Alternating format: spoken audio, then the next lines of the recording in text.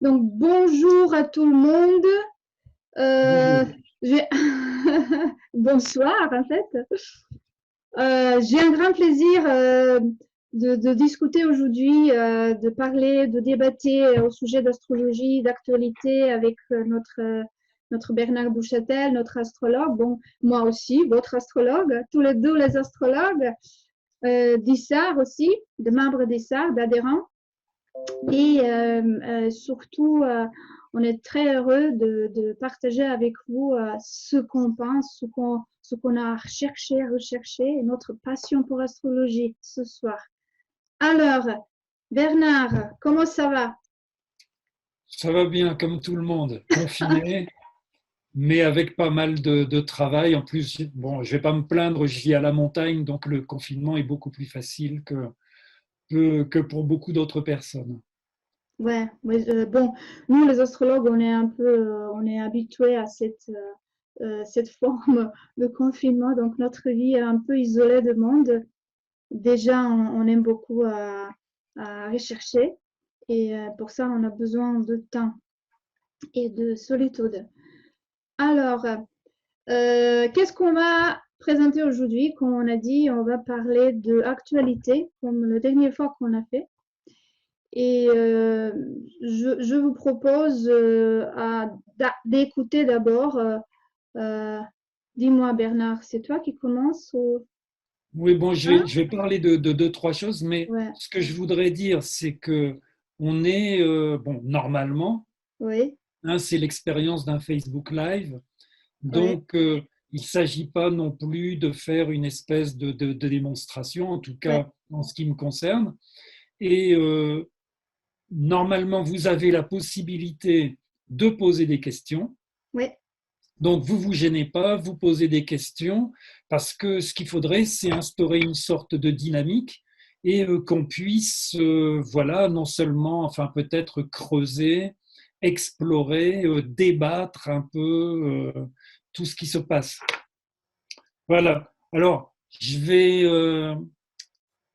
vais partager mon écran tout de suite. Voilà, je vais reprendre certains éléments que certaines personnes ont dû voir là sur mon blog où j'ai fait une analyse. Bon, j'ai essayé de faire un dossier sur tout ce qui a pu se passer, c'est-à-dire sur la genèse, entre autres, de notre actualité actuelle. Là, par exemple, je vous montre une carte alors qui remonte à 1485. Donc c'est juste pour info. Tous les astres sont sur 68 degrés et 1485, c'est le début, on pourrait dire, de notre ère actuelle. C'est-à-dire c'est la Renaissance, c'est presque la découverte de l'Amérique, c'est les Européens qui vont conquérir le monde avec bon, bah, tout ce qu'on connaît, hein, tout ce qui s'est passé depuis. Donc vous voyez, là, vous pouvez voir tous les astres ici, là, c'est quand même assez extraordinaire. Alors si je montre ça, c'est parce que ensuite on arrive ici à 1982, et 1982, c'est la première fois où tous les astres sont aussi rapprochés que depuis 1485. Donc c'est une façon de voir que notre période actuelle, elle est extrêmement spéciale. On est dans le même type de période, c'est-à-dire un changement très puissant de paradigme au niveau de la pensée, de civilisation, comme la mondialisation, les causes de ce que nous vivons actuellement, l'accélération de la destruction de la planète, on le voit aussi dans ce thème. Et c'est ce que j'avais montré donc dans le blog. Hein. On voit qu'on a la conjonction Saturne-Pluton, comme en 1485. On a ici le cercle là, Mars, enfin on voit Raoult ici en Capricorne, et c'est un des sujets dont nous devrions parler, ce Raoult en Capricorne, parce que une des choses alors, qui se passe actuellement, c'est le passage hein, des nœuds lunaires. les nœuds lunaires qui en ce moment changent d'axe. Alors si vous prenez les nœuds moyens ou les nœuds vrais, il y a une différence d'un mois. C'est soit ce mois-ci, là, début mai avec les nœuds vrais, ou début juin avec les nœuds moyens. Mais c'est intéressant parce que ça va sortir Ketu du Capricorne. Et il semblerait que Ketu en Capricorne ait joué dans tout ce qui nous est arrivé, en fait, un rôle absolument extraordinaire.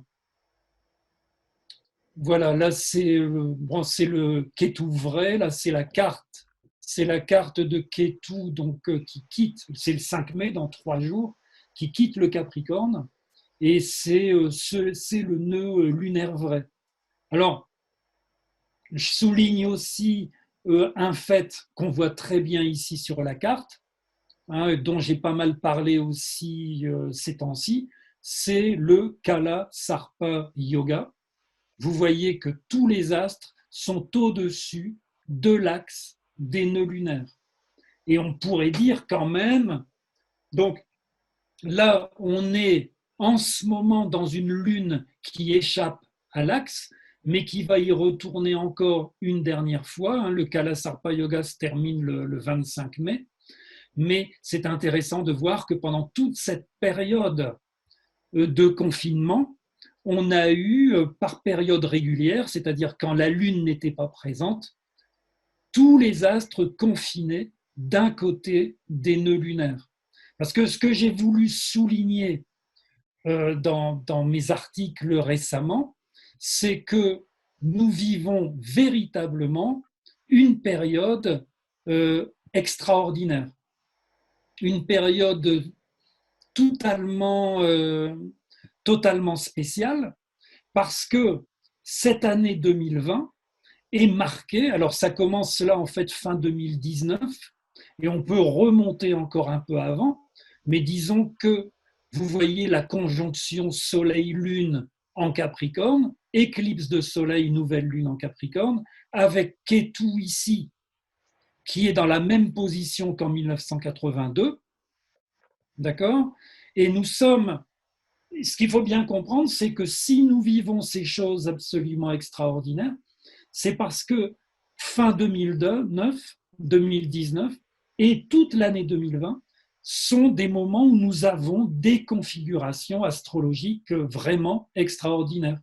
Nous avons donc cette relation avec 1982.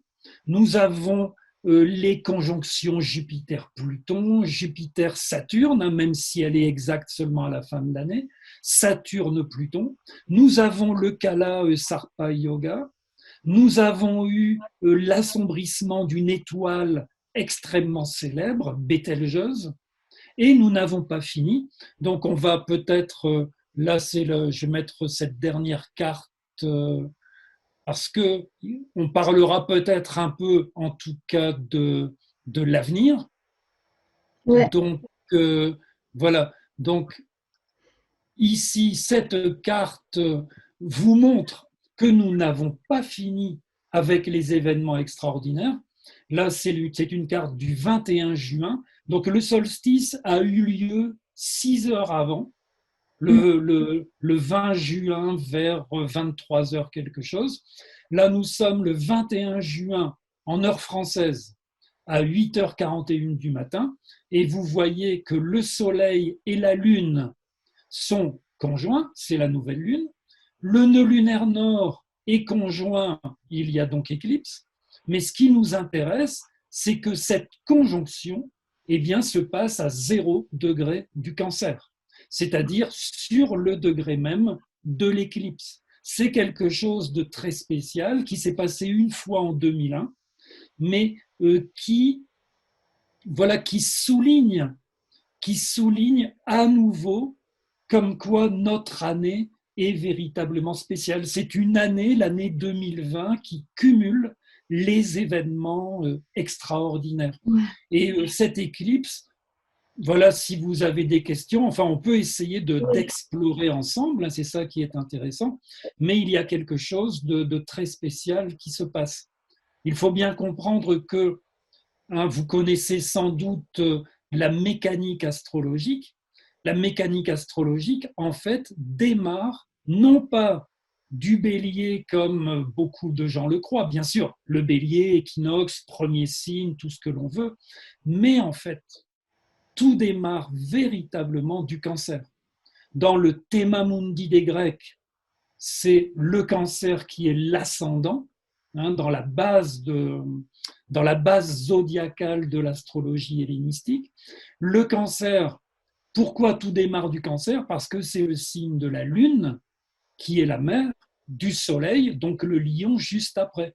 Et vous savez que tous les signes s'organisent ensuite autour du cancer et du lion. Une des questions à se poser, c'est pourquoi le cancer, qui est le signe de la lune, démarre avec le soleil culminant dans l'hémisphère nord, puisque c'est le solstice du soleil. La lune est la mère du soleil.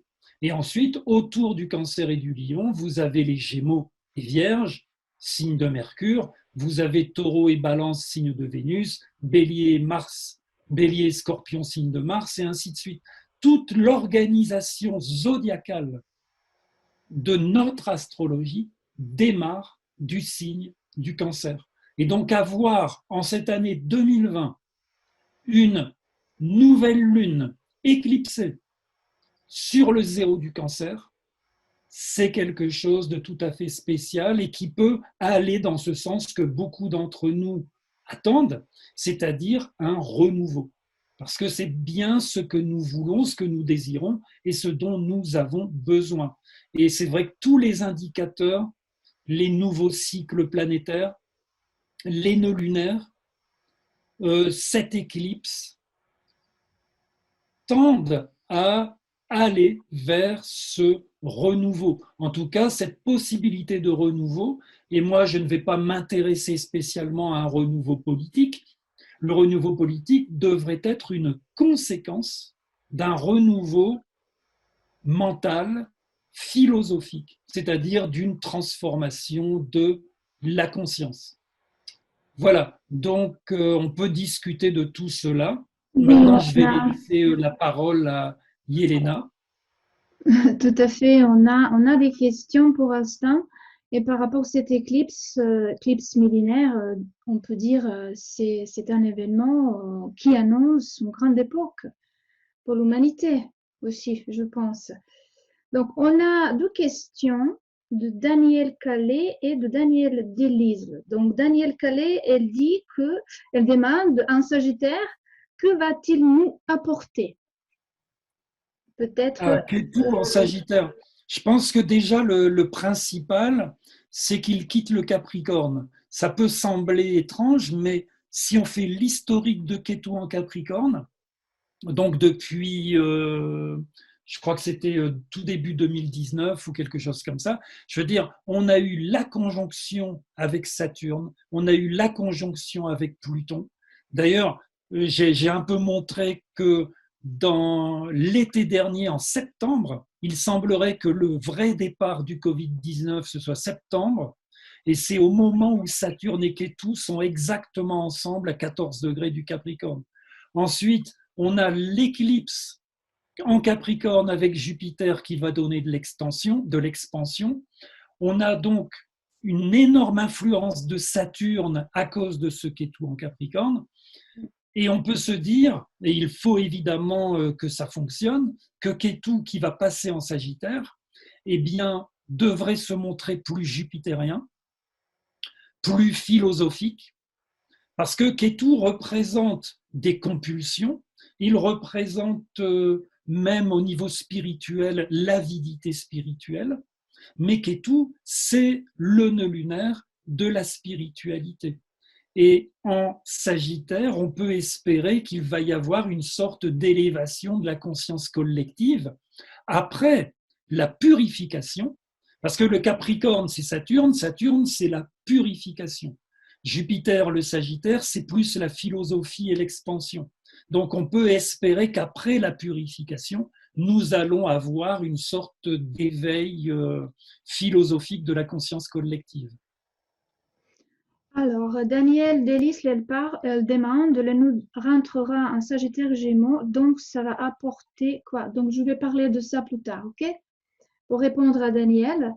Ensuite, Daniel Calais, on annonce l'état d'urgence jusqu'à fin juillet. Donc, limitation, contrôle, répression, quand en sortirons nous?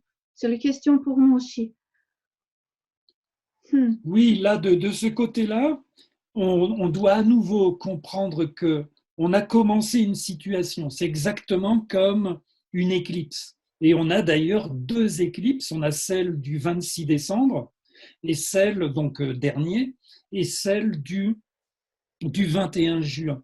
Les nœuds lunaires sont très liés aux éclipses. Ouais. Et les nœuds lunaires, vus de cette façon, alors il y a beaucoup, beaucoup de moyens de voir les nœuds lunaires, mais on doit quand même comprendre que dans le Kalasarpa Yoga, dans cette force, avec surtout Saturne, Pluton et ainsi de suite, le, le libre arbitre dont tout le monde parle tout le temps et que les philosophes nient d'ailleurs complètement, le libre arbitre est au plus bas. Pourquoi? Parce que nous sommes, alors je ne veux pas aller dans le sens de la métaphore guerrière, mais nous sommes comme dans un état de guerre, c'est la même chose, c'est-à-dire que les individus sont d'un seul coup soumis à la pression collective. Et que actuellement, ce n'est pas seulement une pression collective, même nationale, mais c'est une pression collective mondiale. Donc, comme pour une éclipse, comme pour le genre de très grandes, de très gros passages planétaires, nous avons le moment où ça commence, et ensuite, eh bien, ça dure longtemps. Les éclipses de soleil, par exemple, sont considérées souvent comme durant au moins les effets peuvent être de plusieurs années, quelquefois 2 ans, quelquefois 3 ans. Donc je ne dis pas que ça va durer aussi longtemps, mais comme on a vécu et on vit encore des situations extrêmement lourdes, extrêmement compliquées, c'est pas parce que les nœuds lunaires changent de signe ou même que le Kalasarpa de yoga s'arrête que d'un seul coup tout va mieux. Mais en même temps, la pression diminue énormément. Donc personnellement, donc ça c'est mon avis personnel, à partir de fin mai, début juin, je pense qu'il y a un véritable allègement. Pourquoi? Pour deux raisons. D'abord parce que, évidemment, le Kalasarpa Yoga s'arrête, et aussi parce que le carré Saturne-Uranus s'arrête également pour quelques mois. Et donc, on va avoir moins de tension, et ça devrait permettre un allègement, même si on est toujours dans Saturne-Pluton et ainsi de suite. Alors, on a aussi la question de Eric Bohen. Donc, où est le rôle de Mars? Si c'est un état de guerre, est un plus que Mars gère les virus aussi. Donc, Alors, moi, personnellement, je ne pense pas que Mars gère le virus. Je pense que le rôle de Mars, c'est l'inflammation. D'ailleurs, on a vu oui, qu'il est passé en conjonction, Mars est passé en conjonction sur Jupiter, Saturne, etc., au moment de la plus grande, au moment où c'était vraiment le plus terrible pour quasiment tous les pays. Mars, hein, Mars, quand il est passé sur Jupiter, entre autres, etc. Mars-Jupiter, c'est l'inflammation. Mars-Pluton, il y a un côté destruction et peur. Et Mars-Saturne, un côté frustration, enfermement. Donc, le problème, ça fait partie aussi de ce qui se passe cette année. Donc là, j'en ai pas parlé, mais on en parle beaucoup dans les cercles astrologiques. À partir de début août, hein, je crois, fin juillet, début août, Mars va faire à nouveau des figures extrêmement compliquées, difficiles, puisque Mars va s'installer au carré de Saturne, au carré de Pluton, au carré de Jupiter. Donc on n'en a pas fini avec lui, il fait une boucle avec sa rétrogradation, en bélier jusque début janvier, et même début janvier, quand il s'arrête, il passe sur Uranus en taureau. Donc, euh, Mars, de ce côté-là, il joue un rôle perturbateur, c'est certain. Et c'est pour cela qu'il y a. Alors moi, je ne suis pas un astrologue qui va faire des prédictions de mauvais augure, et puis ce serait un peu ce ne serait pas professionnel, mais on peut s'attendre à ce que la tension collective, la tension psychique soit véritablement forte. Et donc avec des possibilités de révolte, des possibilités de conflit, de combat, de brutalité, de violence, parce qu'il va y avoir un Mars extrêmement puissant. Oui, c'est ça. Bon, pour l'instant, je pense qu'on n'a pas les questions, mais je pense que je peux Oui, vas-y, ouais. démarrer ce que j'ai présenté en fait pour ce soir. Je vais partager mon écran.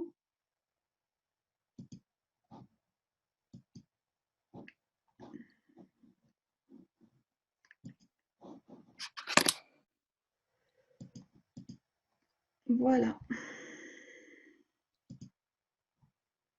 Ça prend un peu de temps. Vous voyez ou pas? Moi, je vois, oui. Ça ne démarre pas. Bizarre. Attends. Ça s'est arrêté. Je démarre à nouveau.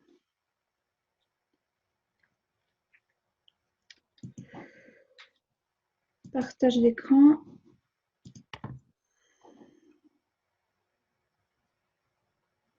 J'ai préparé un PowerPoint parce que j'aime bien travailler.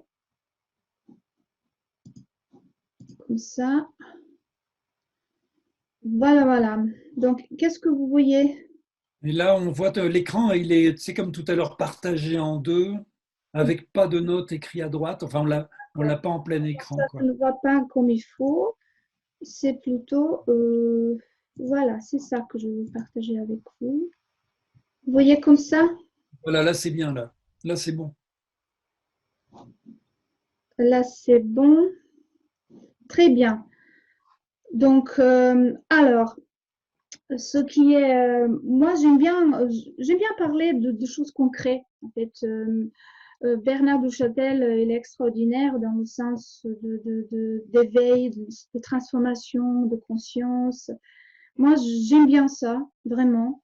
Mais j'aime bien aussi rentrer un peu dans le concret et d'utiliser certains exemples aussi et de vous montrer bon, peut-être vos réponses possibles et vos stratégies possibles. Alors, donc, cette année, donc, on a les phénomènes célestes nombreux, comme il a déjà dit Bernard. Donc, cette année, comme tout le monde sait, on a déjà parlé beaucoup même, 5 grandes conjonctions entre 3 planètes, Jupiter, Saturne et Pluton, plus on aura 6 éclipses et changement de signe de l'axe de node lunaire, signe cardinaux Capricorne Cancer vers le signe mutable Sagittaire Gémeaux. Donc, on a un mouvement rétrograde des planètes Vénus et Mars. Donc, c'est aussi quelque chose à noter, à marquer. Et on a la grande mutation, en fait, la mutation trigonalis, grande conjonction de Jupiter, Saturne et l'élément R. Donc, on a déjà beaucoup parlé de cet phénomène nombreux. Mais aussi, je veux aussi marquer quelque chose par rapport à cette grande conjonction qui a démarré 12 janvier 2020, grande conjonction Saturne-Pluton. Et ça, c'est quelque chose qu'on a sémé cette année au début. Ce qui est plus important à comprendre, c'est la présence de Mercure, Soleil et Cérès dans cette conjonction, dans cette configuration et alignement dans le signe de Capricorne. Donc, qu'est-ce qu'on peut voir ici? Changement de tous les systèmes, donc signe de Capricorne. Changement des structures dirigeantes, donc Soleil en Capricorne. Changement dans le commerce et les communications, donc Mercure en Capricorne. Changement dans l'alimentation et l'agriculture, donc c'est Cérès en Capricorne. Donc Cérès astéroïde. Mais il y aura aussi des procès ici avec Jupiter en Capricorne qui déclenchera Uranus en Taureau, qui libérera quelque chose, qui rendra les choses plus faciles. Et même aujourd'hui, où j'ai lu un article je ne sais pas, est-ce que vous êtes informé par rapport à un procès juridique aux États-Unis par rapport à la vaccination. Robert Junior Kennedy, qui est le neveu de Kennedy, avocat, il a fait un procès contre la vaccination, contre le système de vaccination. Ils ont trouvé pendant 32 ans, donc il a prouvé ça, pendant 32 ans, le système de vaccination, il n'a pas fonctionné comme il faut, c'est-à-dire vérifier les vaccins. Donc, Robert, il a gagné, Robert Kennedy Jr. Donc, ça, c'est aussi un procès juridique qui libère quelque chose. Qui libère quoi? La liberté, en fait, la vérité, on peut dire plutôt. Donc, ça, c'est quelque chose qu'on peut marquer avec cette... ça, c'est important à dire. Et puis, ce qui est aussi intéressant, comparer un peu la conjonction Saturne-Pluton au début de la guerre mondiale. Et après, on avait une pandémie de grippe espagnole. Mais aujourd'hui, qu'est-ce qu'on a? On a Saturne-Pluton conjonction dans le Capricorne. Dans la Première Guerre mondiale, c'était un cancer. Et qu'est-ce que ça veut dire? Ça veut dire quoi? Cancer, c'est le signe de peuple, c'est le signe de nation. Et Capricorne, c'est le signe de gouvernement, c'est le signe des gens qui gouvernent, des gens qui sont populaires, les gens qui sont sous la scène, les gens qui sont visibles, en fait, pour tout le monde. Et ça, c'est la différence à comprendre. Est-ce qu'on a une pandémie, vraie pandémie, ou est-ce qu'on a, c'est juste la question, c'est pas ma conclusion, est-ce qu'on a une pandémie de peur avec cette conjonction à Capricorne, Pluton, pandémie de peur. Et même le Capricorne, c'est aussi le signe qui est régi par Saturne, qui aussi règne sous la peur. Alors, c'est la grande question, pandémie de peur ou vraie pandémie? Alors, l'axe de node lunaire, Gémeaux-Sagittaire. Donc, l'axe de node lunaire se change, bien sûr. Donc, ça commence, si on utilise l'axe de node lunaire vrai, donc ça commence le 5 mai, donc dans quelques jours, donc dans 3 jours, et elle aura la position de cet axe dans ces signes jusqu'à 18 janvier 2022. Donc, qu'est-ce qu'on a ici? On a le changement de règles de jeu. Et qu'est-ce que ça donne en fait? Donc, qu'est-ce que sont le node lunaire? Ce sont les points fictifs, ce ne sont pas en fait les planètes, mais quand même, elles sont très très importantes pour la collective. Et bien sûr, au niveau individuel. Donc, qu'est-ce qu'on a ici? Vraiment, c'est un changement de notre axe aussi. je dis notre axe, pour moi, en fait, cette astrologie de l'axe de node lunaire, c'est quelque chose qui m'a initiée en astrologie.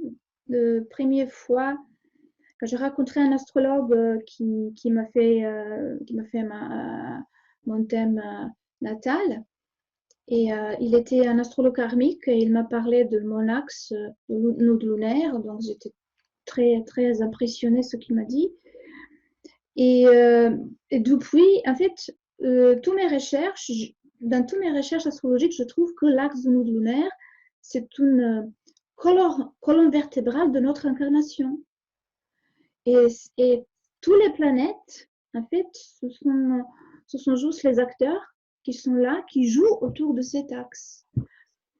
Et ça, c'est comme un guide pour notre âme dans cette incarnation. Je peux dire ça aussi. Puis, qu'est-ce que ça donne, nous, généralement, ce changement de l'axe? Il nous amène vers notre paradigme de flexibilité, même d'instabilité de notre côté. Donc, l'axe de curiosité, quelque chose lié à la connaissance, à l'information, questions sur le voyage court ou lointain, marché, échange, information, tous les médias aussi, mainstream médias aussi, découverte, légèreté aussi, facilité, même superficialité, croyance, changement de paradigme, d'orientation etc. Il y a tellement de choses à dire par rapport à cet axe. Mais on avance et on va dire petit à petit.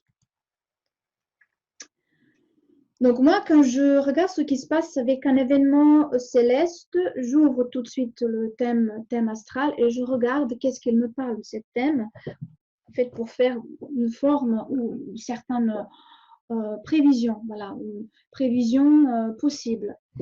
Donc, qu'est-ce qu'on a? J'utilise ici le maison zodiacale, donc le bélier 0 degré sur l'ascendant, et on a l'axe de node lunaire qui est sur l'axe central, milieu de ciel, fond de ciel.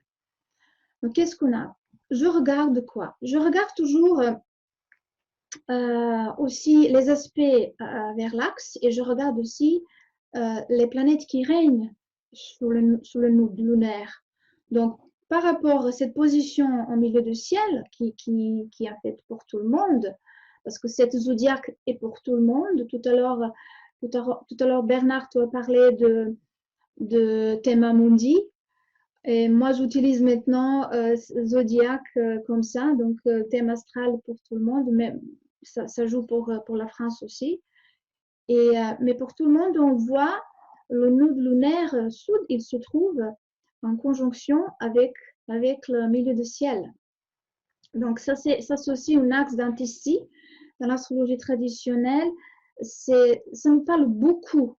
Donc on a un shift, on a quelque chose, peut-être la prise de conscience par rapport au miroir aussi, que en fait notre gouvernement c'est le miroir de nous aussi, on peut dire ça.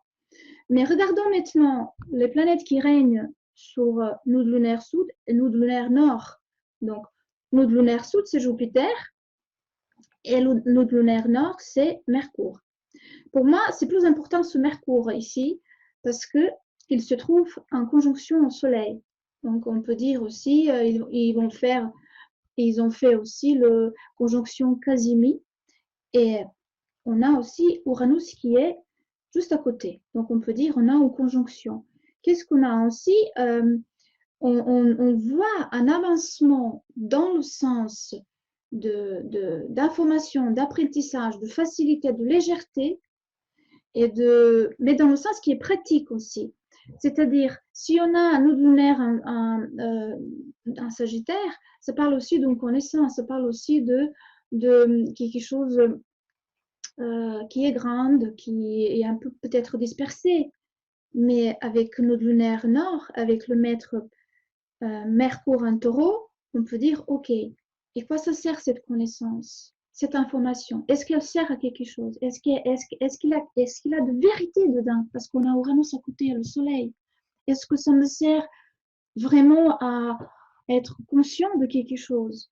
Donc ça, c'est aussi un message. Et on a Jupiter qui parle aussi de nos croyances. Et pour avancer, on doit transformer notre croyance juste à côté de Pluton. Donc, on a cette conjonction Jupiter-Pluton cette année 3 fois. Et c'est un signe, on doit changer nos croyances, ou faire un tri par rapport à nos croyances. Alors, qu'est-ce que s'est passé avant, en fait, avec donc le cycle de node lunaire? Il se fait environ 18 ans et demi, 19 ans. Et ça fait quoi? La dernière fois qu'on avait un node lunaire nord dans le Gémeaux, c'était, on peut dire, fin de 2001 et au début de 2002. On avait cette position. Et qu'est-ce qu'on avait? On avait l'euro, qui est la deuxième monnaie de monde en montant de transactions derrière le dollar et devant le yuan chinois. Et depuis l'octobre 2006, l'euro est la première monnaie du monde par la quantité de billets en circulation. Donc, qu'est-ce qu'on voit? On voit le node lunaire sud en Sagittaire conjoint à Pluton, donc c'est niveau international. Et Pluton, il règne sur la richesse aussi, mais la planète qui règne sur ce thème, c'est Vénus. Vénus, elle règne sur le système monétaire aussi. Et Jupiter, il règne sur le node lunaire sud exalté.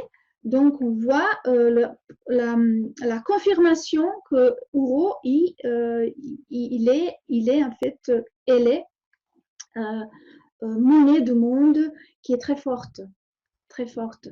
Donc, mais qu'est-ce que ça donne aujourd'hui? Qu'est-ce que ça donne aujourd'hui?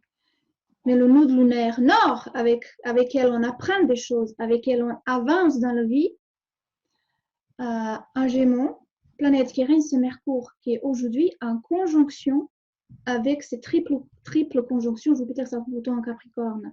C'est-à-dire, on aura transformation au niveau de monnaie, de euro. Donc, on aura une transformation cette année importante, à mon avis. Donc, ça, c'est une prévision possible. OK.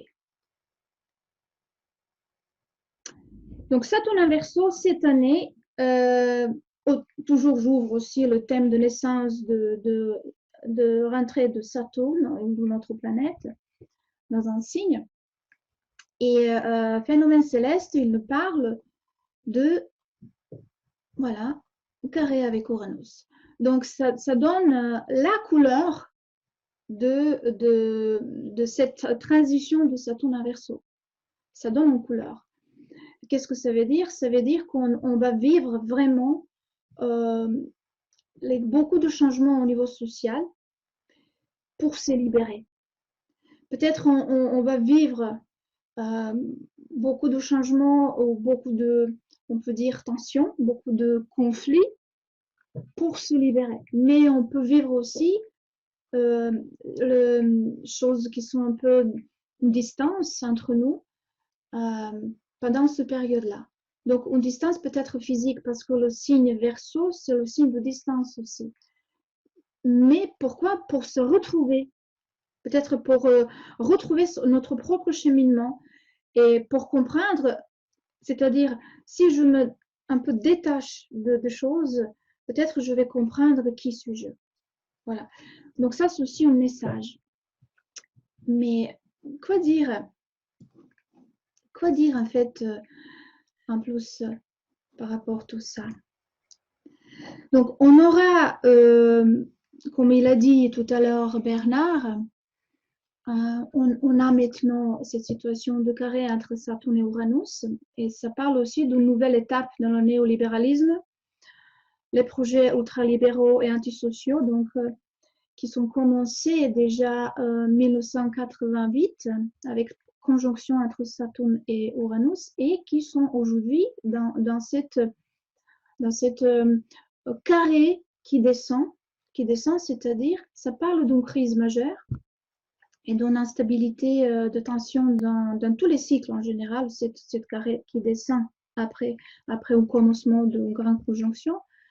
Et ça parle souvent d'un sentiment d'urgence et de désir d'actualiser les idées de cycle par un simple effort de tout. Les défis de cette époque, c'est en fait, semble entre des questions de vie et de mort, on peut dire des choses comme ça. Et ça, c'est un point qui est culminant des cycles, où les branches mortes tombent et tout ça recommence à être un peu plus clair. Donc, on peut dire que aujourd'hui, on vit ça, on voit que peut-être on prend la conscience que le système, les plus grands systèmes, ils vont s'effondrer. Peut-être on aura les révolutions aussi, révolutions dans le sens positif. Peut-être la technologie, les questions sur la technologie, sur l'Internet, sur satellite, sur nanotechnologie, même sur 5G. On peut voir les questions beaucoup. Ça allume ça, ce carré-là. Donc, on se pose des questions déjà. Et, mais aussi, ce carré-là, on a beaucoup de risques et beaucoup d'opportunités, on peut dire. Donc, il faut savoir jouer dedans. Il faut savoir prendre conscience de ce qui se passe. Donc, comme on a dit, avec le node lunaire de l'axe de Gémeaux et Sagittaire, ça nous parle aussi il faut trier les informations. Il faut faire attention avec les informations, qui est en fait la notion de node lunaire nord en Gémeaux. Donc, le premier impact, c'est maintenant. Ça commence avec ce rentrée d'Uranus en Verseau. jusqu'à mois 2020, ça va diminuer. Puis ça recommence de janvier à septembre 2021 et après on aura de novembre 2021 à février 2021. Donc ça c'est mon avis. Donc ça c'est mes prévisions aussi. Peut-être on aura les conflits qui sont là pour trouver une solution en fait. Plutôt pour trouver une solution. Et il faut bien trier les informations. Et ensuite, en fait, on a un changement de règle du jeu, accompagné par cet axe de nouveau lunaire. De quoi on doit se détacher hein, sur le plan collectif hein, et comment on peut se comporter pendant cette période. Donc surtout, il faut chercher les valeurs raisonnables, comme j'ai dit, avec Mercure en taureau qui règne sur le nœud lunaire nord. Il faut vraiment chercher la raison. Et dans quelques semaines, on aura aussi le Vénus, le maître du taureau, qui sera dans le mouvement rétrograde de 14 mai 25 juin, dans cette période-là. Et il est peu probable que cette période marque un retour rapide à notre vie normale. Donc, on aura peut-être l'économie qui ne démarre pas très facilement en général. Et peut-être on aura plutôt un pas en arrière, un pas en avant, 2 pas en arrière, donc avec le mouvement rétrograde. Donc, et le processus de réactivation économique sera peut-être probablement inégal dans les pays. Donc, et on aura peut-être beaucoup de contraintes de démarrer les voyages, l'économie en général, ou aussi même cette rétrogradation de Vénus, elle va en fait allumer, elle sera allumée dans le sens de déception à cause de carré avec Neptune.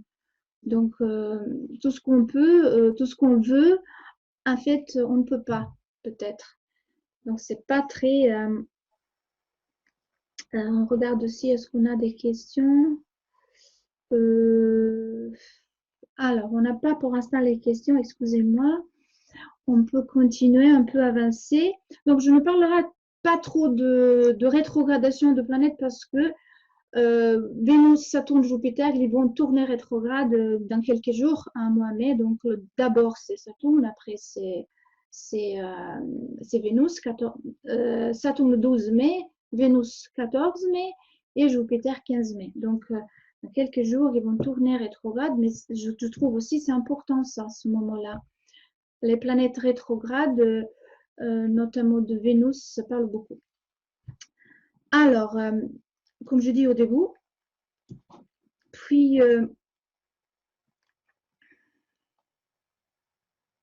ce qui est aussi important, c'est à comprendre en fait que cette conjonction Saturne-Uranus qui a commencé en 1988 en signe Sagittaire, on avait la globalisation et le néolibéralisme qui a démarré. Juste quelques ans après, on avait aussi, un an après, on avait le chou de Berlin, le mur de Berlin, et 91, c'est la guerre qui a commencé à ex-Yougoslavie, à mon pays.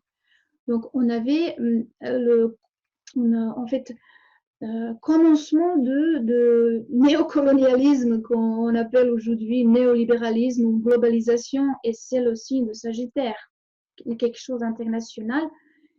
Et c'est intéressant que cette conjonction, ce graine de cette conjonction, elle opère aujourd'hui. Tout à l'heure, j'ai parlé de ça, parce que ça se joue avec cette carré entre Saturne et Uranus. Et ici, on a l'axe de nœud lunaire qui résonne à cette situation qui a déjà démarré. Donc, quand je dis c'est près du centre galactique, cette conjonction 1988, le centre galactique, c'est quelque chose qui parle vraiment d'une globalisation. Donc, centre galactique, c'est quelque chose de vraiment pour tout le monde. Donc, Ça, je trouve assez intéressant. Et quelles sont les meilleures stratégies au niveau individuel? Donc ça c'est très important aussi. Les objectifs essentiels pour le lunaire nord-ingément sont savoir s'exprimer et communiquer. L'enseignement, l'écriture, l'expression verbale et corporelle, l'écoute active, libération de fausses croyances. Jupiter en conjonction avec Pluton. Donc, avant de démarrer, Bernard, parce qu'il y a encore des choses à dire, est-ce que tu as quelque chose à ajouter? Justement, là, je reste sur ton image parce que voilà, il faut qu'on discute un peu de certaines choses. Mhm. Et au niveau de Raoult, donc du nœud lunaire nord, il y a, bon, disons que c'est vrai que j'ai d'autres visions Oui.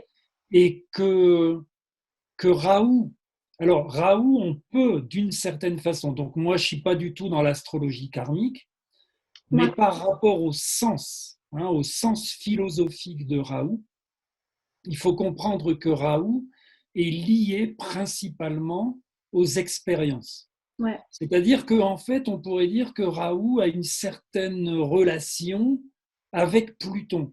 Pluton, c'est la recherche des expériences afin de fuir la peur de l'anéantissement. Mhm. Raoult, c'est la quête de l'expérience qui fait ou qui donne de l'épaisseur au moi.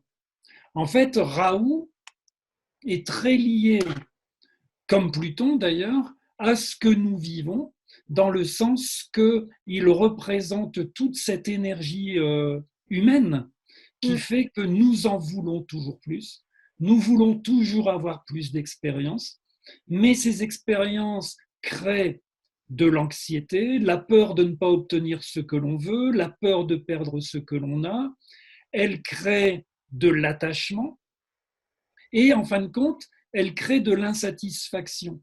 Ce qui fait que dans Raoult, nous avons toute la philosophie négative de ce qui nous arrive. Oui. Et le fait que Raoult change de signe, donc évidemment dans le signe des Gémeaux, comme tu disais, c'est mercurien. Mm. Mercure, c'est non seulement la raison, mais Mercure, c'est l'ordre aussi. Et en définitive, le passage de Raoult en Gémeaux pourrait être une sorte de remise en ordre dans la conscience humaine, où on se dit, bon, jusqu'à quand ça va durer le fait que nous voulions toujours plus d'expérience, toujours plus de jouissance, et le fait que nous ne soyons jamais satisfaits. Et Mm. en fait, la réponse, on peut aller la chercher dans Ketu, de l'autre côté, qui passe en Sagittaire.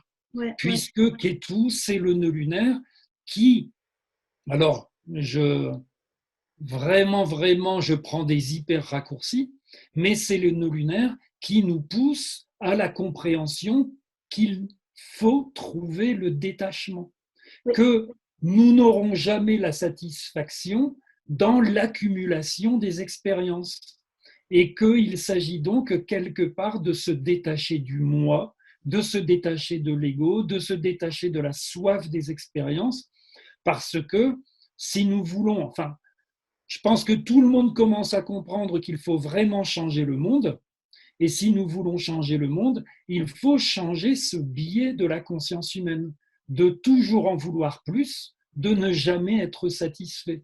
Oui, Et c'est la solution de Ketu en Sagittaire, on va dire c'est une solution spirituelle. Hein, ça. Il je suis beaucoup attaché au concept d'une nouvelle faut faire spiritualité. faut faire un tri en fait avec cette situation Jupiter-Pluton par rapport à nos croyances. Et il règne sous le Après, justement, après, ce sont des conséquences. C'est-à-dire que, effectivement, par exemple, la croyance, les idéologies, les conditionnements, tout ça, ça doit partir. Oui, oui, c'est Tout ça. ça, ça doit partir. Ouais. L'ordre, c'est ça. La remise en ordre, c'est cela. Hein, c'est l'ordre, c'est cosmique, c'est le cosmos, c'est le monde ordonné. Et un monde ordonné nécessite d'être dans le savoir, dans la perception directe, dans l'intelligence et pas dans la croyance. C'est clair. Ouais, ouais, ouais. Donc, en fait, il faut laisser derrière une attitude un peu un peu, voilà, on sait tout, on ne laisse pas les autres s'exprimer. En fait, c'est un grand, je peux dire, plutôt, il faut développer une forme aussi de curiosité, d'ouverture d'esprit, de simplicité, de joie, de légèreté. Mais ça, c'est le Gémeaux. Ça, c'est le Gémeaux. Donc, ok, Mercure, il est dans le Taureau, mais le Taureau parle aussi de simplicité. Ça c'est quelque chose qu'on doit développer. Et il faut laisser le préjugé, hein, il faut laisser. Je sais pas, Il faut pour moi, la simplicité, elle appartient vraiment justement à Ketu et on va dire à Uranus, c'est-à-dire l'intelligence. Oui, Je ne mais pense pas qu'on puisse attacher la simplicité à un signe particulier, en fait, mais euh, plutôt à une tournure d'esprit qui nécessite de l'intelligence, de la réflexion sur soi, tout un travail sur soi. ok, donc tu penses comme ça, je pense comme ça, mais c'est en fait nos lunaires en Gémeaux. Nord. Donc, en fait, il faut écouter les autres avec tout ça. Il faut accepter les autres comme ils sont, euh, voir les deux côtés d'une situation, poser des questions pour apprendre et pour comprendre les autres. Il faut avoir l'intact logique aussi, écoute active. Ça, c'est aussi quelque chose qui est, à mon avis, important à développer avec cet axe de notre lunaire. Et il faut vérifier les faits. Chaque fois qu'on veut se brancher sur l'intuition, sur le ressenti, mais ok, il faut vérifier. Est-ce que ça fonctionne? Est-ce qu'il y a quelque chose qui est réel dedans, qui est concret, qui est pratique? À quoi ça sert? Donc ça, je préfère aussi un peu descendre de théorie et de rentrer un peu dans la pratique avec astrologie et de donner à notre sens, notre direction. Parce qu'Uranus en taureau, il parle de ça. Uranus comme planète qui règne sur l'astrologie en taureau, il parle de cette concrétisation des idées. À quoi ça sert tout ça? À quoi ça nous sert d'utiliser l'astrologie? Vraiment, comment on peut l'appliquer dans notre vie? Voilà. Disons que un des concepts uraniens, Ouais. c'est c'est justement l'intelligence appliquée. Oui. C'est-à-dire que d'un côté, on a l'intelligence mercurienne qui est très liée aux informations, à la logique, à la rapidité du raisonnement, aux associations d'idées. Et Mhm. on a l'intelligence uranienne qui est la perception directe de la vérité. Ouais. Et cette intelligence uranienne, cette perception directe de la vérité, signifie si je comprends quelque chose, j'agis.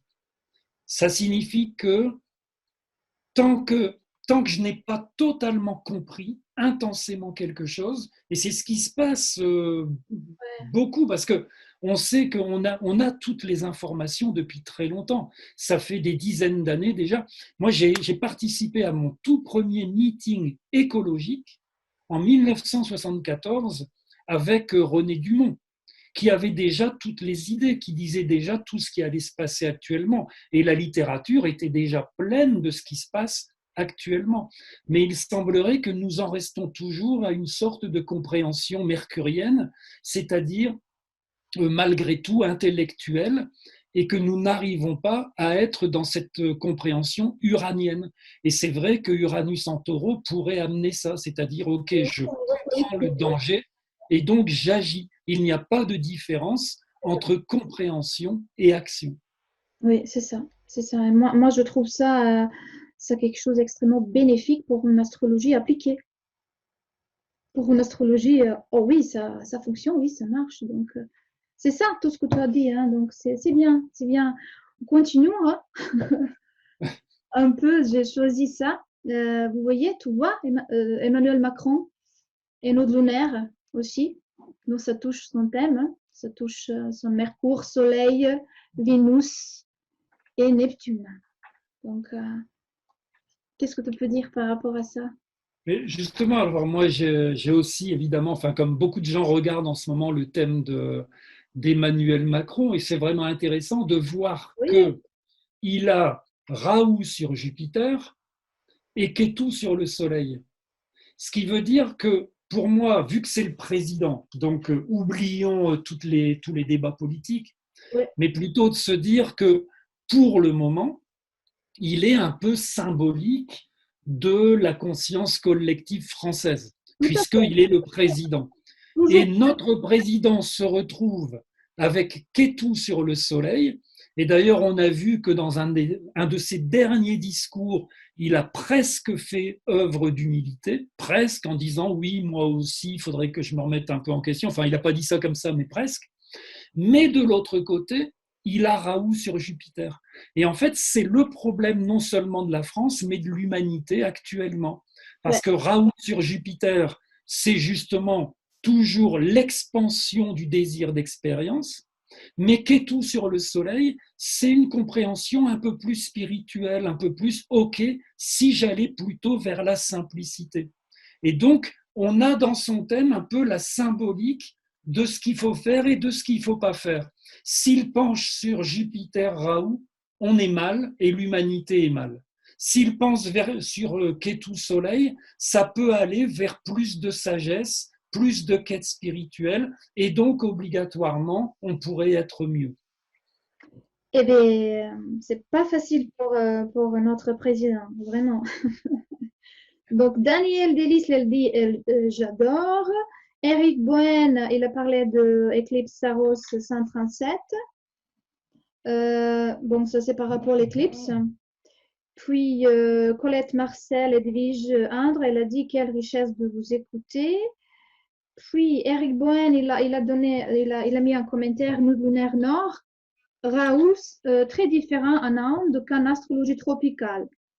Oui, sa position est très différente parce que Oui, ce que je viens d'expliquer, ce que j'expliquais, c'est très proche de la vision indienne. oui, c'est ça. Ouais. Oui, en fait, Geneviève Maury, les nodes lunaires ne sont-ils pas tous les deux liés à l'avidité? L'un est avide Oui, de matérialité, l'autre de spiritualité. Donc, oui, c'est ça. très bien vu. C'est tout à fait ça. Et Eric Bohen, il a dit Macron, de nouveau, plutôt Raoult. Voilà. Bon, on peut continuer.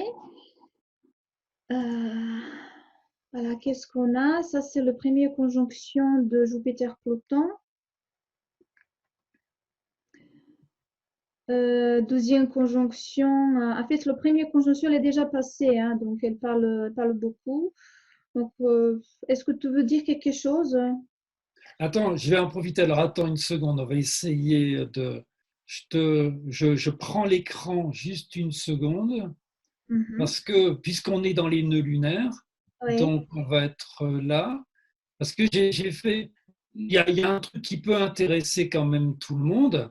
oui. Voilà, c'est notre ami Donald Trump, que tout le monde adore, n'est-ce Mais pas? oui, je l'ai, Donald Trump, après. Ah ouais, d'accord, parce que Allez, je voulais. tu veux que je saute sur lui? Allez, allez. Non, mais c'est juste pour parler du fait que au moment des élections américaines, Oui, eh bien, il a le retour de Raoult sur, enfin, il a le retour de Raoult sur Raoult. Voilà. Et ça, c'est intéressant quand même parce que nous, on a donc Macron qui est tout sur le soleil, etc., avec tout le passage. Enfin, bon, mais lui, Trump, on sait que Trump, bon, on sait en tout cas, bon, c'est pas une opinion politique, c'est un fait, on sait que c'est une espèce de clown dangereux et il a beaucoup de responsabilités parce qu'il est quand même le président du pays le plus riche du monde et malgré tout, et pour l'instant, le plus puissant le plus militairement, important. etc., etc.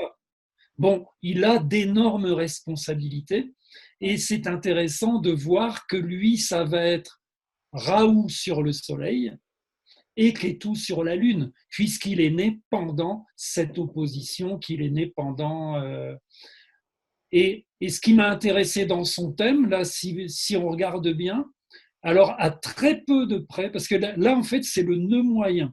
il est à 20,45, mais le nœud vrai, c'est une des époques où les nœuds vrais et nœuds moyens sont quasiment similaires. Et donc, à un poil près, Donald Trump rate le Kalasarpa Yoga. On voit que la Lune est à 21 degrés et à un poil près, il rate le Kalasarpa Yoga, mais il est inversé à celui que nous vivons actuellement. Mm. Tous les astres sont de l'autre côté. Ouais. D'accord? Et ça, alors, je partage ça parce que j'ai une de mes clientes qui est aussi une amie. Alors, elle n'est pas née la même année, mais elle a un Kalasarpa Yoga similaire, on va dire, sauf que les nœuds sont inversés parce qu'il y a les années de différence. Mais c'est une question à se poser, et là, c'est de la recherche. Hein. Moi, je ne donne pas de solution. C'est la question d'ailleurs que je me pose pour Donald Trump. Qu'est-ce que ça peut donner que tous les astres se retrouvent de l'autre côté de son axe majeur au moment de sa naissance? Et est-ce que ça peut nous permettre d'envisager quelque chose pour les prochaines élections? Il y a d'autres situations possibles qui rapportent les élections aussi. On verra. Mm. Oui, voilà, il y a ça, mais il y a aussi ce qu'il vit lui actuellement. Et en plus, on sait que les nœuds lunaires, alors ce n'est pas seulement des tendances psychologiques, les nœuds lunaires sont très liés au concret. Des événements, des rencontres, des possibilités d'élévation, mais aussi de chute. Donc beaucoup de choses sont possibles par rapport au thème actuel de Donald Trump. Et la chute peut être envisagée. D'accord? On ne sait pas. Moi, je n'ai pas encore suffisamment étudié et je ne suis même pas certain de pouvoir à un moment donné dire oui, voilà, c'est ça qui va se passer. Non.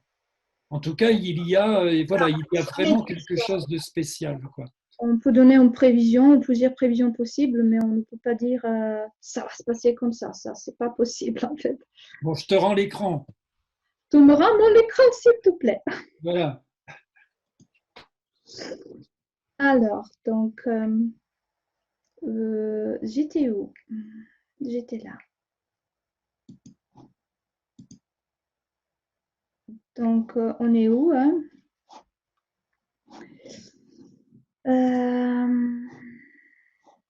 J'ai cliqué sur partage, je ne sais pas ce qui s'est passé. Oui, oui, je vois ton écran. Oui. Je Tu vois, suppose que tout le monde. non, est-ce que tu vois mon présentation? Est-ce que tu vois mon écran? Qu'est-ce que tu vois? Oui, mais oui. Enfin, on voit tous les slides d'un côté à gauche et puis Voilà, attends. t'es pas en mode diaporama. Ou enfin, si, marqué diaporama, mais bon. Ouais. Mhm. Je ne sais pas, est-ce qu'il va débooter? Il ne déboote pas. Donc, tu m'as un peu bloqué tout à l'heure. Mais comment ça se fait ça? Parce que Euh, normalement, je pensais qu'on avait. C'est ce que je voulais faire tout à l'heure. c'est pas grave. Je vais démarrer à nouveau. C'est pas un problème du tout, hein. Donc, alors, ça va aller. Ça va aller. Donc, c'est très intéressant, en fait. On a fait, tous les deux, on a fait à peu près par rapport à Donald Trump. C'est ça, c'est bon? Oui, là, c'est bon, oui. C'est bon. Donc, je vais accélérer tout ça jusqu'à notre... je vais accélérer comme ça. Donc, on aura cette crise, à mon avis.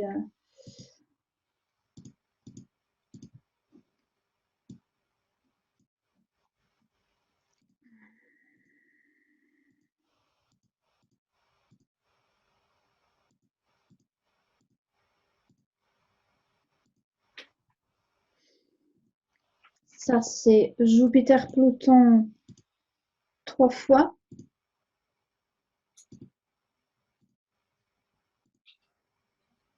Jupiter-Pluton, voilà. Ça, c'est aussi intéressant, peut-être, à dire. Mais à cause de temps, donc on va continuer.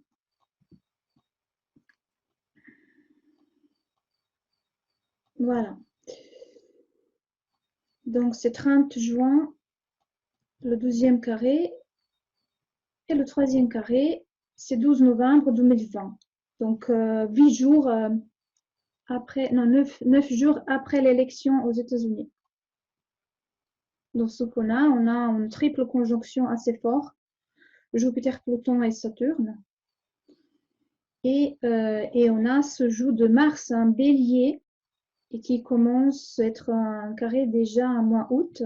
Et après, en septembre rétrograde, et qu'il sera un bon carré en octobre avec cette triple conjonction et en novembre aussi, on peut dire.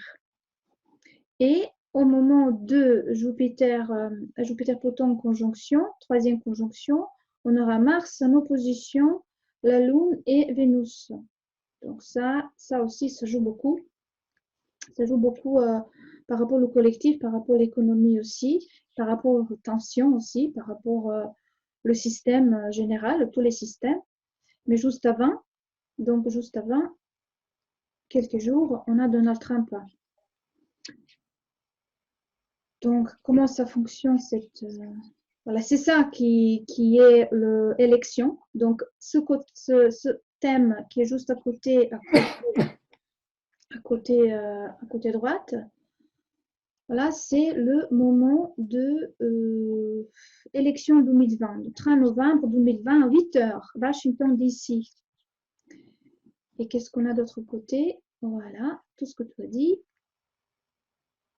Voilà, c'est ça. Donc, le thème astral de ce moment d'élection, la planète qui règne sous le thème, c'est qui? La Lune. La Lune sur son Uranus, sous notre lunaire nord et sur son Soleil. Comme tu as dit, hein, la révolution de son axe de notre lunaire. Qu'est-ce que ça peut donner, cette révolution de son axe?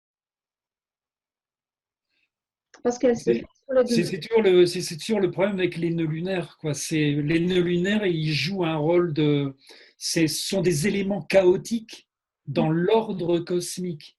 Et donc, il y a toujours. D'ailleurs, les Indiens, ils disent ça aussi, quoi. On peut avoir une élévation soudaine ou une chute spectaculaire.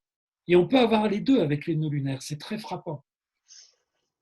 Et alors, ce qu'on a aussi, avec cet axe de nœud lunaire, on a un carré de Neptune. Carré de Neptune au milieu du ciel. Ça, et là, il y a quelque chose de pas très clair. On a une affaire ici, parce qu'au niveau mondial, Neptune parle des affaires aussi. Maison 10, un poisson rétrograde. Ça c'est difficile à dire. Il y a des possibilités.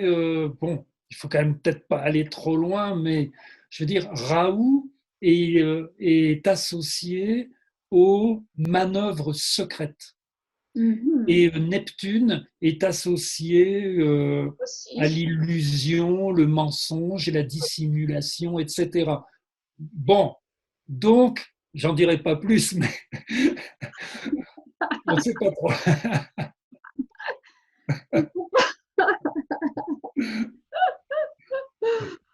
Oui, mais ce qui se passe ici, c'est très intéressant. Tu vois? Neptune, il est au milieu du ciel. Et aussi, la planète qui règne sur sa maison 10, Vénus, conjoint Saturne, en Cancer, qui est en opposition de qui? De Saturne, Pluton et Jupiter. Donc, on a quelque chose ici qui bouscule Donald Trump. Vraiment, il est en face de quelque chose. Heureusement, ça se trouve dans la maison 5, 11. Mais maison 11, ça peut être aussi, on peut dire, parlement ou opposition. Qu'est-ce que tu penses? Mais non, je pense que c'est plutôt, mais la Lune, en général, dans l'astrologie mondiale, elle représente le peuple. Oui, en plus, c'est intéressant parce que Neptune représente la conscience collective, la Lune, la foule, le peuple, etc. Et puis, le jour des élections, je pense qu'il y a un élément important, c'est que Mars, il est quand même toujours, il est à 6 degrés d'orbe du carré à Jupiter. Hein. Non, il est en sextile avec cette Lune. Hein. Et Oui, oui, mais je veux dire, il est au carré de Jupiter, ce qui crée une atmosphère de tension, peut-être même de colère. Un Mars au carré de Jupiter, c'est le combat contre les injustices. Donc beaucoup va se jouer sur la perception de la justice ou de l'injustice. Et Vénus, dans le carte d'élection, 8 degrés de balance, exact carré avec son Mercure en cancer. Et ça se trouve à maison 2 de lui. Et son Jupiter 17 degrés de balance, il est aussi un bon aspect avec la Lune, tu vois. Et Jupiter et son Soleil, c'est un bon trigone, tu vois. Donc, moi, personnellement, euh, euh, chapeau à Trump, vraiment, parce que lui, euh, il est tellement... je ne sais pas comment dire en français ce mot-là, mais dans le mainstream média, c'est quelqu'un qui est présenté comme négative, comme pas très intelligent, comme je dis, mais c'est pas possible ça, mais quelqu'un qui a même il n'a pas de salaire comme président, il a refusé d'avoir salaire. Bah, il a quand même une fortune personnelle de plusieurs milliards de dollars. Comment quelqu'un qui a une fortune personnelle, il peut être stupide? C'est pas possible. Donc il y a une forme, je pense. Non, mais il est né. Bon, il faut quand même pas oublier son background. Il est né déjà milliardaire. Ensuite, on peut être rusé, on peut être manœuvrier, on peut être vraiment très fin de ce côté-là. Donc, c'est un homme d'affaires très puissant, mais comment on dit, reckless, c'est-à-dire sans scrupules. Mais ça ne veut pas dire qu'on est intelligent. Pourquoi tu Et on l'a vu encore tout dernièrement proposer aux gens de s'injecter du désinfectant, quoi. Je veux dire, vrai, ça c'est mainstream média qui ah parle. ben non, mais non, on a la vidéo, on l'a vu en direct le dire. C'est pas mainstream, hein. Moi, je lis le New York Times, Washington Post, etc., quoi. C'est Mainstream. pas, c'est pas vraiment mainstream. Non, non. Enfin, on peut voir la vidéo, Pourquoi je dis ça? elle est là, quoi. Tu vois, je veux dire, c'est pas du fake news, quoi. Il a vraiment dit ça, quoi. Bernard, plus Mhm. de Français euh, sont contre Donald Trump. Moi, je suis d'origine serbe. J'écoute ce qui se passe à mon pays. J'écoute ce qui se passe en Russie. J'écoute ce qui se passe au pays de l'Est. Est-ce que tu sais ce qui se passe là-bas? Moi, j'ai vécu aux États-Unis. Oh, non, J'ai non, vécu aux États-Unis et je non. lis le New York Times, je lis le Washington Post. J'ai des amis qui vivent là-bas. Je suis quand même assez au courant, effectivement, quoi. Oui, je suis d'accord, ok, mais je te parle de maintenant, ce qui se Oui, passe. oui, mais tout à fait. Je veux dire, ben, Moi, on vit justement, on vit l'époque. Regarde, on vit l'époque Facebook, on vit l'époque Internet. Donc, effectivement, on est sans arrêt. Enfin, moi, j'ai des amis un peu dans le monde entier. Et oui, je suis en contact, bien sûr. oui, il y a beaucoup d'amis sur le monde, dans le monde qui sont bien informés, je peux dire, avec mainstream media. Donc, Mark Zuckerberg, node lunaire sud en Sagittaire. Voilà. Qu'est-ce qu'il a fait? Uranus sur le node sud. Voilà. Mercure, 29 degrés de bélier, opposé Pluton. Mais son thème astral, en fait, le source, c'est de Astro Data Bank et l'ordre de naissance, ça c'est rectifié, donc il n'est pas tout à fait vrai, mais surtout les aspects sont vrais entre les planètes Mercure et Pluton et entre Uranus et nos lunaires, ça c'est quelque chose de vrai. Et aussi, ce qui est vrai, c'est cette conjonction, triple conjonction qui se trouve en carré avec Mercure, son nœud lunaire nord. Donc lui aussi, il y a quelque chose il a un rôle très important, comment en fait les gens qui ont énormément d'influence, en fait, de l'argent, du pouvoir, comment il répond à ce moment-là. Donc, ils sont vraiment l'expression de notre inconscient, de nous, de tout le monde, de 7 milliards de gens de monde. Donc, ils sont expression de ça. Et bien sûr que leur thème natal montre ça, en fait. Et c'est étonnant. C'est vraiment étonnant. Et analyser Mark Zuckerberg, Facebook, donc il sera aussi le changement de Facebook, à mon avis. Il va traverser sur une période de changement. Même Uranus, il fait quoi? Il fait carré. Uranus, il fait opposition, pardon, avec son Pluton, ça fait quelques années, et il fera plus en plus avec Saturne, avec son Mars, sa Lune. Et aussi le Saturne dans un Verseau, il va faire aussi carré avec tout ça. Donc lui, il est devant le grand changement, à mon avis. Facebook, il est devant le grand changement. Attention. Mais est-ce qu'on peut mélanger Zuckerberg et Facebook? Si, parce que c'est lui qui est créateur de ça. Oui, bien sûr, mais bon, on sait ce que c'est à notre époque, quoi, hein, c'est-à-dire c'est une immense multinationale et voilà, ça marche avec un maximum de gens. C'est possible hein, qu'effectivement, il y ait des gros changements dans les réseaux sociaux. Après, bon, dans quel sens, c'est pas évident parce que les réseaux sociaux, voilà, là, on vit l'époque des réseaux sociaux. De Facebook, je parle de positionnement de Facebook, de politique de Facebook, je parle de ça. Il y a quelque chose qui va se changer aussi. Donc, à mon avis, parce qu'avec tout ça, ce qui se passe, c'est pas possible. Parce que c'est lui qui est créateur de Facebook. C'est lui qui est créateur. Et il ne lâche pas Facebook. Il est créateur de Instagram aussi. Donc, oui, non, il fait partie, bon, effectivement, il fait partie des grands milliardaires mondiaux qui ont pas mal d'influence, quoi, tu as. Même si on échange notre connaissance astrologique, notre recherche, etc., avec le monde par Facebook, mais peut-être un jour, on aura le changement dedans. Peut-être, je ne sais pas. Donc, tout est possible avec Saturne carré Uranus hein, aussi. Voilà.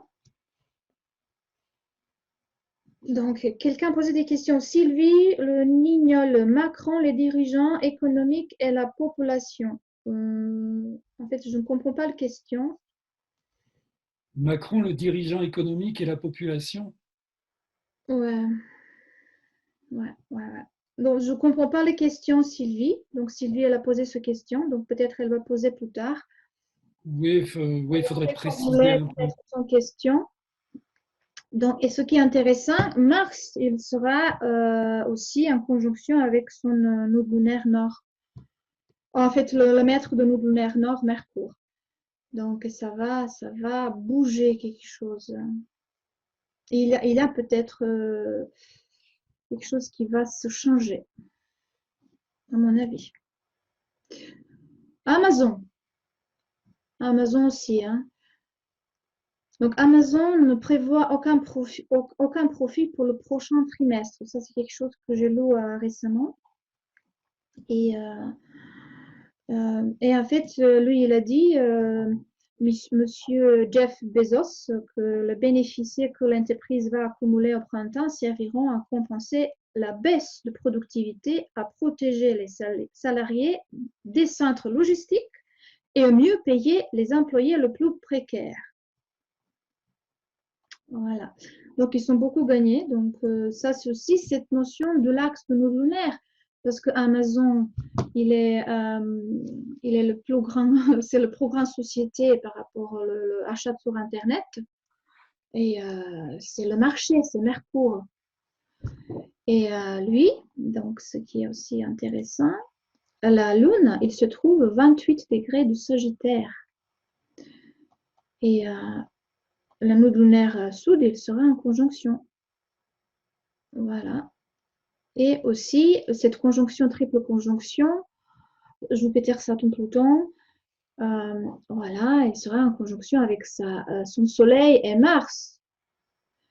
pour certaines personnes, même s'il avait énormément de profits, de chiffre d'affaires dans le dernier trimestre, voilà, avec cette Jupiter-Pluton, Saturne conjonction sur son Soleil et Mars, même Mars, il était là. Regardez ce qui s'est produit à lui, pour lui, maison 10. Regarde, c'est intéressant. Mais est-ce qu'on a le changement avec nos lunaires en Sagittaire qui tombe sur, son, sur sa lune? Ouais. Moi, je verrais plutôt pour lui, bon, il pourrait avoir, il faudrait l'espérer, on ne sait jamais, un changement d'attitude. Ouais. Ketu sur Mars. Mais Ketu sur Mars, ça peut être dangereux, ça peut être un peu violent. Oui, oui, oui. On sait jamais, quoi. Parce que, bon, je veux dire, ok, Amazon ne prévoit aucun profit, mais lui, bah, il est comme Zuckerberg, il est comme tous ces gens-là. Hein. Il ne faut pas oublier il a une fortune, enfin, il est dans le top 10 des Ouais. plus riches du monde.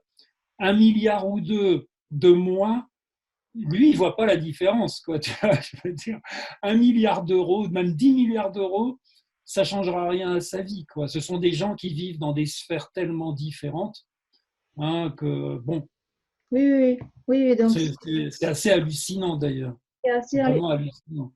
En fait, ici, on voit beaucoup de changements au niveau du système, comme j'ai dit au début, parce que Saturne, Jupiter, Pluton dans le Capricorne, ça parle de changement de système. Amazon, c'est un système, Facebook, c'est un système, certains pays aussi. Donc, il y a beaucoup les gens qui gouvernent avec le Soleil sous cette conjonction au début, grande conjonction Saturne-Pluton. Mercure aussi, j'ai dit marché, ça, Amazon, c'est marché aussi. Moi, je dirais que c'est un changement Oui, possible, oui, tout à mais pas du tout certain, parce que c'est justement là où ça se joue. oui, Saturne, Pluton, Jupiter, c'est aussi Jupiter-Pluton, c'est la conjonction capitaliste par excellence. Hein, c'est vraiment l'expansion des puissances financières. oui, Et oui, Saturne, c'est je tiens, je garde, hein, je limite, etc. Et j'empêche le changement. Donc, évidemment, avec ce qu'on vit, eh bien, beaucoup de gens voudraient que ça change, une grosse partie de la conscience collective, mais il y a aussi une autre partie qui n'a pas du tout envie que ça change. Et on est au milieu du combat. oui. On est en ce moment justement dans cette tension où Saturne, Pluton, Jupiter poussent dans des directions parfois contradictoires. Saturne peut pousser vers plus d'équité, mais en même temps, c'est les habitudes, c'est vraiment le côté enlisement, un peu le refus de bouger. Et Jupiter représente le sens de la justice, mais en même temps, conjoint à Pluton, eh bien, c'est j'en veux plus, hein, c'est Jupiter-Pluton. Donc, il y a beaucoup, beaucoup de contradictions et voilà, on est dans ce passage qui est vraiment crucial cette année avec tout ce qui se passe. Ouais. Le tout, c'est de savoir si la conscience collective va être capable ou non de vraiment basculer vers le mieux, ou si c'est quand même possible, hein, il ne faut pas être trop... enfin, je ne veux pas être pessimiste, mais c'est possible que tout redevienne comme avant parce que beaucoup, beaucoup de gens ont intérêt à ce que ça redevienne comme avant. En fait, on sait pas tout à fait exactement ce qui va se passer parce qu'on n'est pas des voyants, on est les astrologues, on travaille sur les prévisions possibles, sur les tendances possibles. Et donc, surtout, on aura le changement, c'est vrai. Ici, on a de situations qui bougent cette année, beaucoup d'opportunités, je peux dire, beaucoup d'opportunités. Mais on a les questions ici. Donc, j'ai fini les présentations. Mais on a les questions. Sylvie Nignol, elle dit, le second vague de virus sera-t-il possible et amènerait-elle, celle-ci, le vrai changement? Donc, est-ce qu'on aura le second vague de virus? Ah, la seconde vague. Ah ouais, la seconde vague du Seconde vague de virus. virus. Bien là, c'est là où c'est un peu vraiment. Moi, je pense que Comme je disais, on va quitter le carré Saturne-Uranus, bon, peut-être moins de tension. Ensuite, il y a quand même la rétrogradation de Saturne sur Pluton Oui, qui semble un peu dangereuse. Par contre, les nœuds lunaires qui changent d'axe, ça rend les choses plus faciles. Donc la réponse, c'est pas évident de dire oui, nous aurons une seconde vague ou non, nous n'aurons pas une seconde vague. Par contre, parce que ce que j'avais vu par rapport au Kalasarpa Yoga, c'est que la figure se reforme au mois de janvier, donc l'hiver prochain.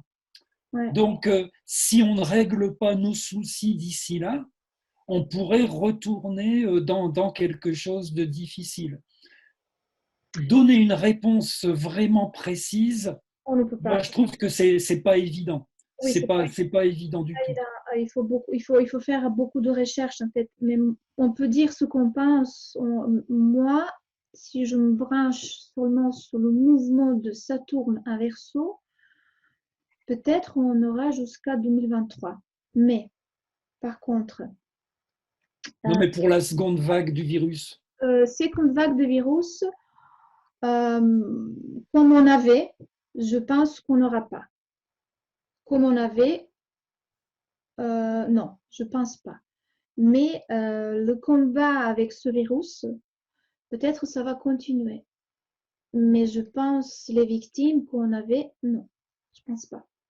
Moi, personnellement, je Parce pense que ce qui nous intéresse toutes et tous, je suppose, c'est pas juste bon c'est pas voilà la seconde vague, mais est-ce qu'on va revivre un confinement? Est-ce que c'est juste on va être un peu libéré et puis d'un seul coup tout va recommencer? C'est ça qu'on cherche à voir dans les mouvements planétaires. Et c'est vrai que on a deux mouvements contradictoires. Le changement d'axe des nœuds lunaires, c'est plutôt rassurant parce que, comme je disais, ouf, Ketu quitte le Capricorne et ça a été difficile, ça c'est certain. D'un autre côté, la rétrogradation de Saturne sur Pluton et cet été Mars qui arrive au carré, Mhm. c'est moins rassurant. Il faut quand même dire ce qui est. En septembre, oui, en septembre, 11 septembre, Mars se tourne rétrograde et un bon moment, il sera rétrograde novembre, je pense 18 novembre, quelque chose comme ça. Enfin, moi, c'est pas sa rétrogradation, c'est plutôt c'est sa géométrie, quoi. Conjoint à Pluton et carré à Mars, quoi. Moi, j'ai vécu le Mars rétrograde, je sais de quoi je parle. J'ai déjà recherché les planètes rétrogrades, planètes personnelles, Mercure, Vénus et Mars. La rétrogradation est très importante. Oui, mais je parlais de Saturne. Et moi, je parle de Mars, en fait. Mars, finalement, en septembre, peut-être il peut allumer quelque chose à nouveau, mais je pense plutôt au niveau économique et peut-être quelque chose de nouveau par rapport Ouais. Ouais, moi, je vois ça pour l'instant, je vois ça plutôt comme ça aussi au niveau économique et social. économique, Ce que social. je disais un peu tout à l'heure, Tension, Saturne au carré de Mars, c'est les frustrations. Jupiter au carré de Mars, c'est révolte, combat contre les injustices. Les deux avec Pluton au milieu, il y a des figures de peur, de destruction, de tourment. Donc, autant économiquement et socialement, c'est pas très rassurant. Au niveau de la maladie, c'est moins facile à dire, ça c'est sûr. mhm. Et bon, il faut espérer que non, mais moi, j'arriverai pas à donner une réponse certaine pour le moment. On a une question de Colette Martial. En fait, c'est pas une question. Colette Martial Edwige, elle dit que vous avez parlé de la peur, la technologie qui peut entraîner tant de dérives. 5G pousse pour localiser, espionner. Quel sera le moyen de barrer la route à tout cela? On voit déjà combien nous avons cédé pour être soumis à tout ceci et les gens sont prêts à dire OK en cliquant sur tant de choses dangereuses pour la liberté. Bon, quoi dire par rapport à ça? Je pense que c'est même, comme tu as dit tout à l'heure, on n'a pas trop de libre choix, mais quand même, je dis, on a le libre choix. On est en fait, On est comme, on est très conditionné en fait, mais quand même on a le libre choix à décider quoi faire avec ce truc-là. Chacun il doit prendre la décision. Je ne peux pas dire pour les autres. En fait, qu'est-ce que tu penses, Bernard? Disons, disons que c'est pour ça que moi, enfin, personnellement, donc c'est un peu ma vision de l'astrologie, je reviens toujours à la conscience.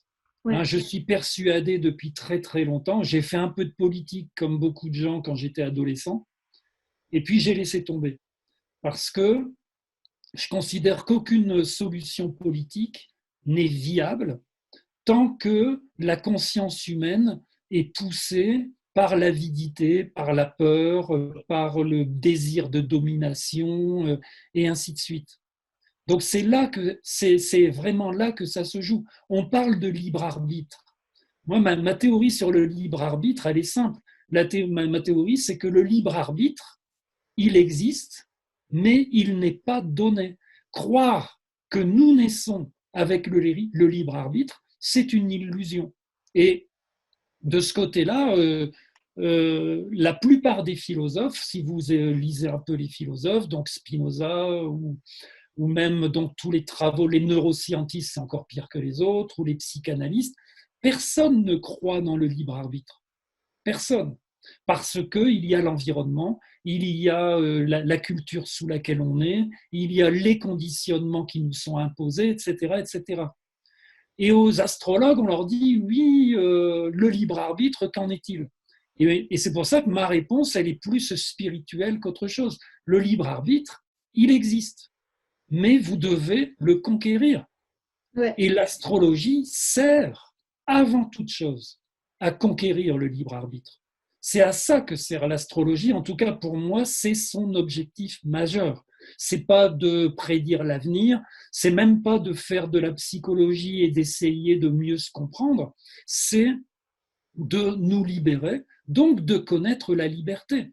Mais il n'y a pas de liberté sans libre arbitre, et la liberté, c'est une conquête par l'intelligence, par la connaissance de soi, par l'observation des cycles justement cosmiques et ainsi de suite, par la méditation, tout ce que l'on veut, on doit pouvoir conquérir le libre arbitre. Le principe, c'est que mondialement, on en est là maintenant, où l'être humain découvre la liberté, où il découvre la capacité du libre arbitre, où l'être humain, eh bien, il va s'enfoncer de plus en plus parce qu'il sera dominé par ses peurs, par ses ambitions, par la compétition, etc. etc.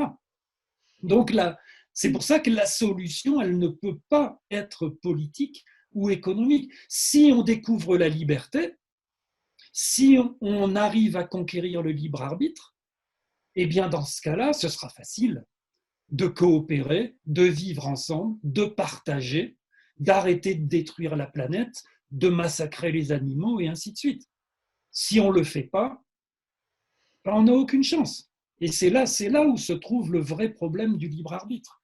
Et je pense qu'actuellement, tout ce qui se passe cette année, en 2020, ça peut vraiment, vraiment nous aider à avancer dans la bonne direction, à Oui, nous connaître nous-mêmes, etc., etc.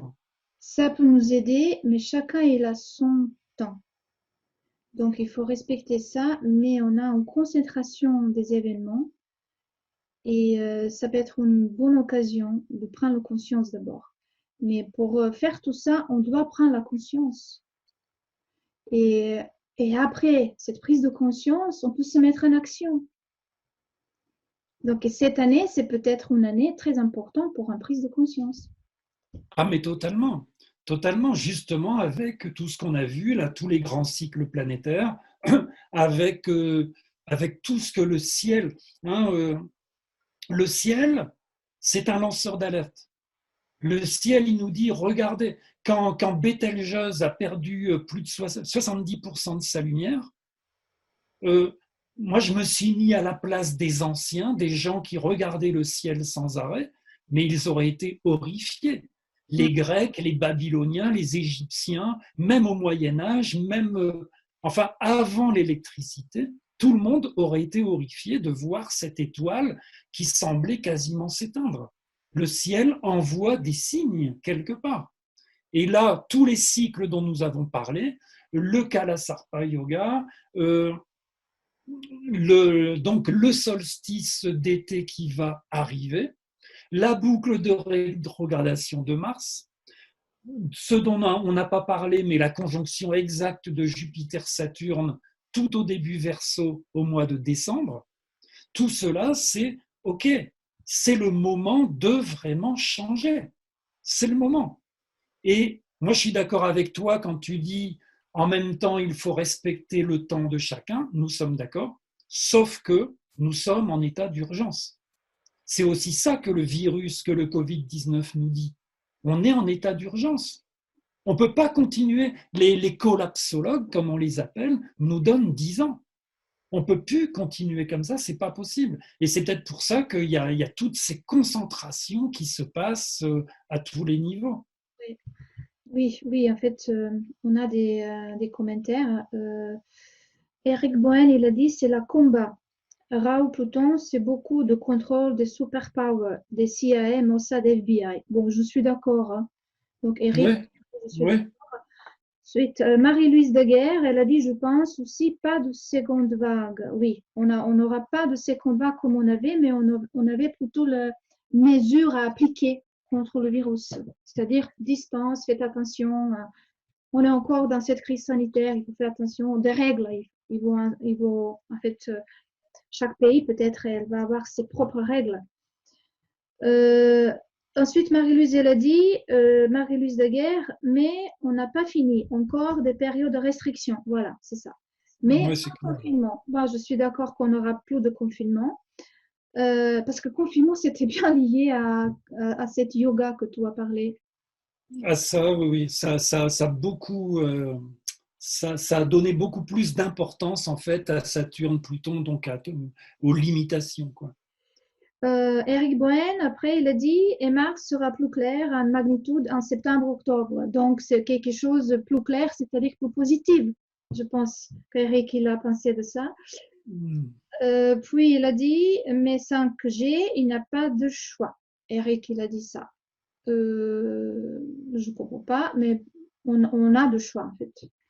Bah, disons qu'on n'a pas le choix par rapport à toutes les multinationales qui sont en train de l'installer partout sans nous demander notre avis. Ça, c'est malgré tout une vérité. Ça, c'est vrai, ça, c'est vrai.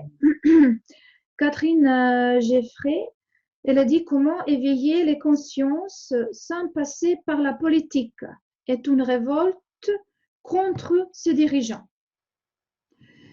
Et ben, je dis, il faut prendre conscience de ce qui se passe, en fait. Il faut éclairer la situation, il faut prendre les informations, il faut tirer les informations, parce qu'aujourd'hui, on a Ouais. un bazar partout par rapport aux informations et des informations. Puis je pense que c'est là où il faut quand même prendre conscience de Neptune. Parce que c'est ça qui est intéressant, c'est que Neptune est au sextile donc, du Capricorne, au sextile de Pluton, au sextile de Jupiter, Il est très et que important. Neptune, c'est l'astre, c'est vraiment l'astre spirituel, hein, une fois qu'on a retiré tout le côté illusion et mensonge, c'est l'astre spirituel parce que c'est Neptune qui nous fait comprendre que je suis le monde et le monde c'est moi. Et que effectivement, changer le monde sans passer par la politique, ça veut dire malgré tout, avant tout, me changer moi-même. Oui. Chaque chose que je fais dans ma vie, chaque chose que je fais dans ma conscience affecte le monde entier, affecte cette conscience collective qui est symbolisée par Neptune. On Et est, la véritable révolution, il faut absolument qu'elle passe par là. on est tous liés. Oui. On est tous liés. Il faut comprendre qu'on est tous liés, même si on est un peu en distance. Ouais. Bon, je pense que on n'a plus de questions. Donc, on peut Bon, mais s'arrêter. ça fait un moment qu'on est en direct, là, on peut. On peut arrêter. Donc, bon, je pense qu'on va s'arrêter maintenant et merci pour votre présence, merci pour votre question Merci à tout le monde. et voilà, à la prochaine parce qu'on va continuer. On va continuer avec nos astro-débats et à la prochaine. Bonne soirée et bon appétit. Bonsoir tout le monde.